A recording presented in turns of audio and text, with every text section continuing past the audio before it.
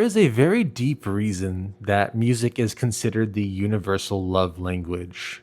For tens of thousands of years, music has been a way for humans to convey the unseen desires, dreams, emotions. There's something that music conveys that can't be explained and can only be felt. So, how did it all begin? Today, I'll dive into key moments in history that cross pollinated and influenced cultures long before people could upload a track to the internet instantly.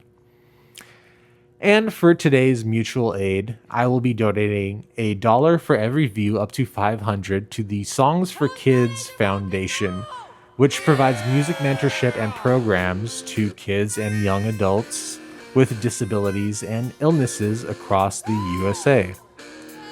So, let's get into it.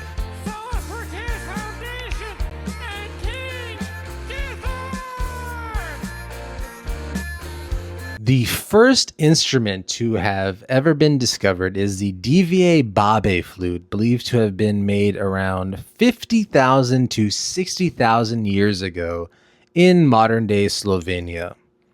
While there is a running academic debate over whether the holes were pierced by Neanderthals or are just the results of a hyena's bite marks, it remains the leading candidate. I see this flute being born out of necessity.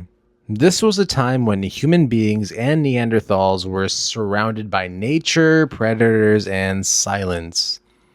Perhaps one day someone picks up a cave bare femur, punches holes in it, and blows. So music was born as a survival tool and an emotional outlet. But if you want the first 100% undisputed human-made instrument, it's the Hohlfels bone flutes found in Germany, which dates back to about 40,000 years. So yeah, still really, really long ago. But where can the first rhythms be found? As they say, nothing captures the heartbeat like drums do. The earliest evidence of drums can be found in ancient rock art in the Sahara. In regions like the Sicily and Ager Mountains in Algeria, thousands of cave paintings from roughly 7,000 to 5,000 BCE depict dancers and musicians gathered in rituals, holding what ethnomusicologists agree are framed drums. However, we don't have those actual physical artifacts because they were made of organic materials like logs and animal skins that rotted away. The earliest physical drum artifacts we actually possess are alligator drums from ancient China, dating to 5500 to 2350 BCE. These survive because the Neolithic Dawanko and Longshan cultures used clay for the bodies of the drums. Though the alligator skin heads rotted, the cylindrical clay bases survive perfectly intact in the earth, complete with physical designs and the holes used to tie the skins down. As you can see, the origins of music aren't tied to one specific culture or region. Music is so universal that literally every culture across the globe found ways to express themselves and contribute to its evolution. For example, the first record of musical literacy, or sheet music, originated in ancient Syria. The hymn to Nikal is the first example of notation that gave instructions for a singer, accompanied by a 9-string lyre, complete with specific intervals and tuning directions. Nikal was the goddess of the orchards, and ancient Syrians were so civilized that they decided that rather than just make their own music, they would write down their souls on clay so others would be able to play their songs. Now that we've covered the first instruments and literacy, it's important to highlight how music started to refine itself into the foundations of what we hear today.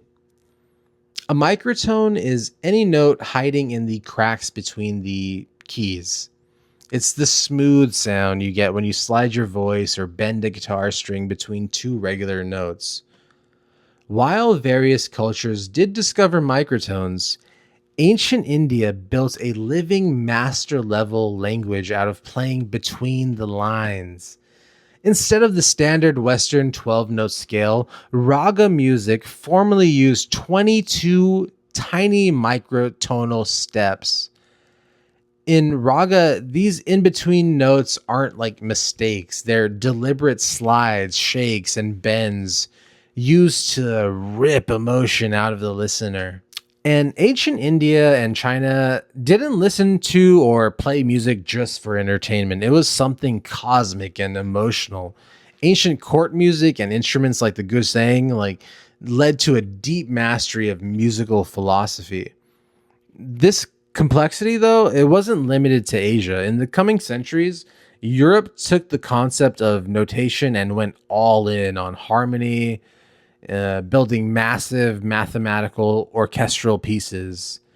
Meanwhile, West Africa, they went all in on rhythm, mastering polyrhythms, which is the art of playing two or more conflicting rhythms simultaneously. It's a sophisticated musical heartbeat that's unique to the region.